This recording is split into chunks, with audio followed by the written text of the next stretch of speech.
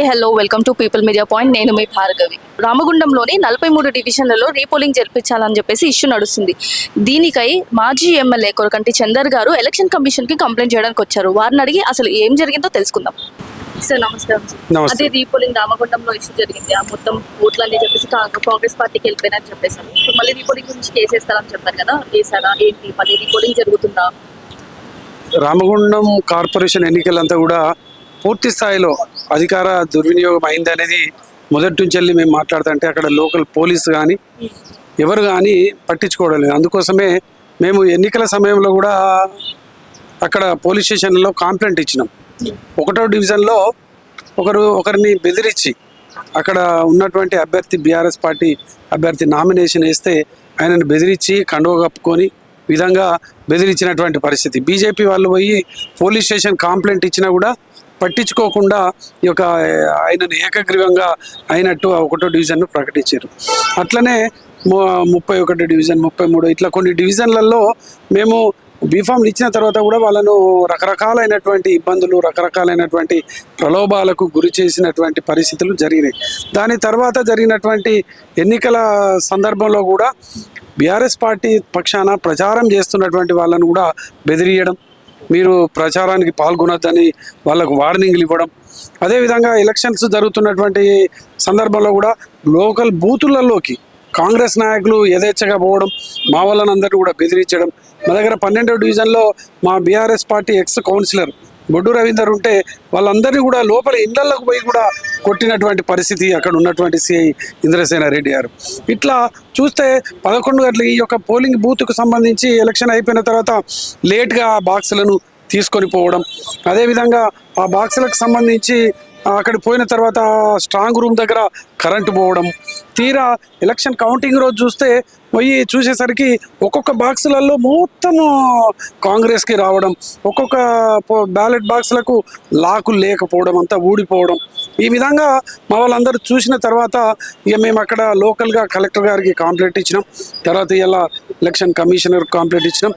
అట్లనే కోర్టులో కూడా ఎలక్షన్ కంప్లైంట్ చేయబోతా ఉన్నాం. దీనికి సంబంధించి మరీ కాంగ్రెస్ పార్టీ అక్కడ ఉన్నటువంటి శాసనసభ్యులు మక్కన్ సింగ్ రాజ్ ఠాకూర్, అక్కడ ఉన్నటువంటి కాంగ్రెస్ నాయకులు మరీ గూండాయిజం, రౌడీయిజంతోని, బెదిరింపులతోని పోలీసు మా చేతులు ఉన్నది కదా అనేటువంటి ఆలోచన కొద్దీ, అధికారం మా చేతులు ఉన్నది కదా అనే ఆలోచన కొద్దీ వాళ్ళు డబ్బులు మాకు ఎన్ని పడితే అని ఖర్చు పెడతాం కదా అని విచ్చలవిడిగా డబ్బులు ఖర్చు పెట్టడం, విచ్చలవిడిగా మద్యాన్ని పంచడం. ఈ విధంగా ఎలక్షన్ అంతా కూడా అసలు ఈ కన్వీనియర్గా, ఇంతకుముందు రామగుండంలో ఇటువంటి ఎలక్షన్ మేము ఎన్నడూ కూడా చూడలే. అంత దారుణమైనటువంటి ఎలక్షన్ను నిర్వహించి వన్ సైడ్గా ఎలక్షన్ జరిగిందన్నట్టు ఒక క్రియేట్ చేసినటువంటి సందర్భంలో మేము అందుకే డిమాండ్ చేస్తూ ఉన్నాం. ఈ ఎలక్షన్లో సమగ్రమైనటువంటి విచారణ చేయాలి. మొత్తం సీసీ కెమెరాలని కూడా ఆ యొక్క ఎలక్షన్ టైంలో జరిగినటువంటి సీసీ కెమెరాలని తీయాలి. అక్కడ ఆ విధులలో ఉన్నటువంటి హాజరైనటువంటి వాళ్ళ సంతకాలను కూడా మళ్ళీ రీచెక్ చేయాలి. అక్కడ ఉన్నటువంటి పోలింగ్ పత్రాలకు సంబంధించే చిట్టీలు ఎన్ని బ్యాలెన్స్ ఉన్నాయి, వీళ్ళు ప్రింటింగ్ చేసి తీసుకొచ్చి దాంట్లో వేసిండ్రు అనేది అయితే మేమైతే భావిస్తున్నాం. అందుకోసమే ఇది ఒక రాయలసీమ ఆ ప్రాంతానికి తలపించేటువంటి విధంగా మా దగ్గర రాజ్ ఠాకూర్ మక్కన్ సింగ్ తన గుండాయిజం నైజాన్ని మరొకసారి చెప్పిండు. కాబట్టి దీన్ని మేము తీవ్రంగా వ్యతిరేకిస్తూ, దీన్ని ఖండిస్తూ, ఇటువంటి ఎలక్షన్ను ప్రజాస్వామ్యంలో ఇటువంటి ఎలక్షన్ ఎన్నడూ జరగలే. ఈ ప్రజాస్వామ్యంలో జరగాల్సినటువంటి ఎన్నిక ప్రకారం ఇక్కడ ఎన్నికలు జరగాలి, మళ్ళీ రిపోలింగ్ చేయాలనేటువంటి డిమాండ్ మీద ఇలా కమిషనర్ గారికి మేము ఫిర్యాదు చేయడం జరిగింది. అయితే ఇంకొక విషయం ఏంటంటే అక్కడ ఉన్న ప్రజలు కూడా బీఆర్ఎస్ పార్టీకే ఓటేసామని చెప్తున్నారు అన్నారు. కానీ ఓట్లు మాత్రం అన్ని కాంగ్రెస్కే వచ్చాయి. ప్రజలు మాత్రం మేము బీఆర్ఎస్కే సపోర్ట్ ఉన్నాము, బీఆర్ఎస్కే ఓట్ చేసాము, అయినా కూడా కాంగ్రెస్ ఎలా గెలిచిందని కూడా అక్కడ ఉన్న ప్రజలు చెప్తున్నారు. దాని గురించి ప్రత్యక్షంగా చూసినాం మేము. 54వ డివిజన్లో, 12వ డివిజన్లో, తర్వాత మన దగ్గర చల్లా రవీందర్ రెడ్డి గారు పోయినసారి కూడా ఓడిపోయినారు, అకుల గారని, సత్యవతి గారని, ఇట్లా కొన్ని మన గంగరాజు గారని, ఇట్లా అనేక డివిజన్లు. దీంట్లో 43 డివిజన్లలో మా డివిజన్లలో పోటీ చేసినటువంటి కార్యకర్తలకు, నాయకులందరూ ఇళ్లలోకి పోయి మరి మేము మీకే ఓటు వేసినాము, అసలు ఈ ఓట్లు ఎటుపోయినాయి, అసలు ఇది ఏం జరిగిందని అందరూ కూడా చాలా ఆవేదనతో బాధ కొద్దీ అక్కడ పడుతున్నటువంటి పరిస్థితిని మేము ప్రత్యక్షంగా చూసినాం. కాబట్టి ఇది ప్రజా తీర్పును అపహాస్యం చేయడమే. ఎందుకంటే ప్రజలందరూ కూడా ఇలా బీఆర్ఎస్ పార్టీ వైపు, కేసీఆర్ గారి వైపు ఉన్నటువంటి యొక్క పరిస్థితులలో వాళ్ళు దుర్మార్గమైనటువంటి రీతిలో ఎన్నికలకు పోయినరు. అధికారం ఉన్నది కదా, డబ్బు ఉన్నది కదా అనేటువంటి ఒక దుర్మార్గమైనటువంటి ఆలోచనను ఇలా వాళ్ళు ప్రదర్శించారు. అందుకే వాళ్లకు తగిన బుద్ధి గుణపాఠం జరగాలంటే ఈ యొక్క ఎన్నికల విషయంలో సమగ్ర విచారణ జరగాలి. ప్రజల తీర్పును గౌరవించేటువంటి రీతిలో ఇలా ఈ యొక్క ప్రజాస్వామ్యంలో ఉన్నటువంటి చట్టాలు, ఎలక్షన్ కమిషన్ నిజాయితీగా ఆ యొక్క విచారణ చేసినట్టయితే తప్పకుండా అక్కడ మనకు పూర్తి స్వేచ్ఛగా ప్రజలు వేసినటువంటి ఓటును వినియోగించుకున్న వాళ్ళు అవుతారు. తప్పకుండా మంచి ఫలితం ఉంటుంది. మాకైతే మేము తప్పకుండా అక్కడ ఈసారి మేయర్ పీఠం బీఆర్ఎస్ పార్టీకి వస్తుంది అనేటువంటి విశ్వాసం కూడా మాకున్నది. అయితే ఇప్పుడు ఈ ఇష్యూ బయటకు వచ్చిన తర్వాత ఒక దగ్గర అయినప్పుడు ఇంకొక దగ్గర కూడా చేస్తారు కదా అంటున్నారు జనాలు. సో వాళ్ళు ఏమైపోయిందంటే ఇలా కాంగ్రెస్ పాలనలో మొత్తం మా సొంతం అయిపోయింది, మేమే పరిపాలించాలి, ఇంకెవరు కూడా ఉండద్దు, కౌన్సిలర్లు సర్పంచులు మొత్తం మేమే ఉండాలనేటువంటి ఒక దుర్మార్గమైనటువంటి ఒక ఆలోచనతోని ఉన్నారు. ఆ విధంగానే అంతటా జరిగి ఉంటాయి. తప్పకుండా మొన్న చూసినాం కదా కేతనపల్లిలో జరిగినటువంటి ఎన్నికలలో 4 సిపిఐ వాళ్ళు గెలిచారు, 10 మంది బీఆర్ఎస్ వాళ్ళు గెలిచారు. అక్కడ ఉన్నటువంటి 22 సీట్లు, 22లలో మెజారిటీ బీఆర్ఎస్ సిపిఐ అలయన్స్ తోని పోటీ చేసింది. మెజారిటీ చైర్మన్ ప్రమాణ స్వీకారం చేయడానికి పోతే అక్కడ మంత్రి వివేక్, అక్కడ ఉన్నటువంటి ఎంపీ వంశీకృష్ణ పోయి దాన్ని అడ్డుకుంటారు. లొల్లి చేసి గొడవ చేసి వాళ్ళే గొడవ చేస్తారు, వాళ్ళే లొల్లి చేస్తారు, వాళ్ళే వీళ్ళ మీద రాళ్ళు విసురుతారు, వాళ్ళే అన్ని చేసి చివరికి బాల్కా సుమన్ను జైల్లో పెడతారు. ఇవాళ ఇప్పటికీ 6 రోజులు అవుతుంది బాల్కా సుమన్ను జైల్లో పెట్టి. ఇవాళ ఆ ఎన్నికను వాళ్ళ చైర్మన్ చేసుకోవడం కోసం ఒక కుట్ర పన్నుతున్నారు. ఒక కౌన్సిలర్ ఇంటికి పోయి అక్కడ కౌన్సిలర్ను నీవు అని బెదిరిస్తారు, వాళ్ళ భార్యను బెదిరిస్తారు. ఉన్నటువంటి భూమా గౌడ్ అని చెప్పేసి వాళ్ళు టెంట్ హౌస్ నడుపుకున్నట్టు కొంచెం జాగా సింగరేణి, అది మొత్తం సింగరేణి స్థలం. జనరల్గా సింగరేణి ఆక్యుపైడ్ ప్లేసెస్ అవి. కొంచెం సింగరేణి జాలను కబ్జా చేసిరు, మీ ఇల్లును కూలగొడతాం, ఇట్లాంటి ఒక బెదిరింపు రాజకీయాలకు ఈ యొక్క కాంగ్రెస్ పార్టీ దిగింది. దాంట్లో భాగమే అక్కడ జరిగినటువంటి చర్య కానీ, మా దగ్గర జరిగినటువంటి ఎలక్షన్ కానీ.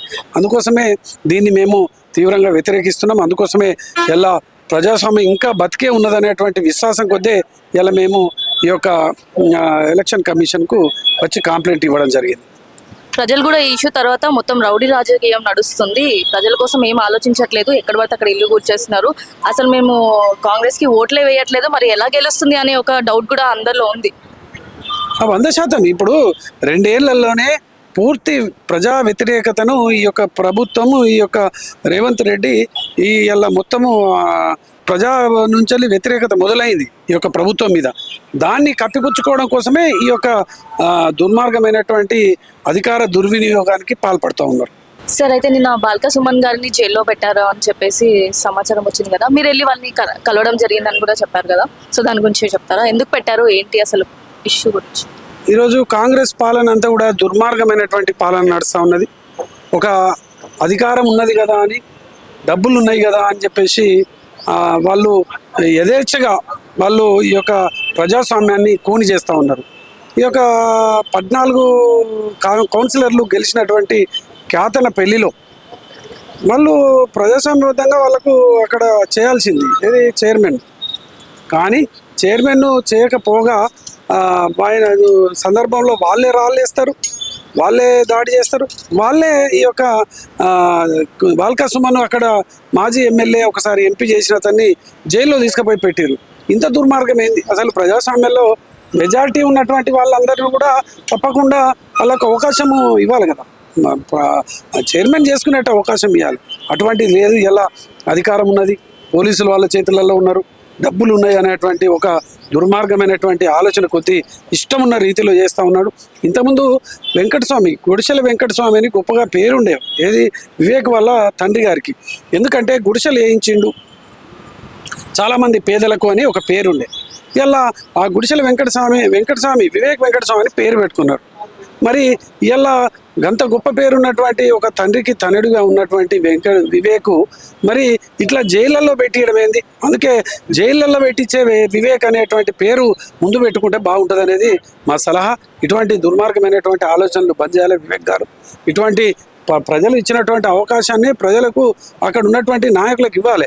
ఇలా సిపిఐలను బెదిరించడము, వీళ్ళని బెదిరించి వాళ్ళని బెదిరించి చైర్మన్ చేసుకుంటూ కావచ్చు, కానీ ఇది ప్రజలందరూ గమనించారు, ప్రజలందరూ చూసారు.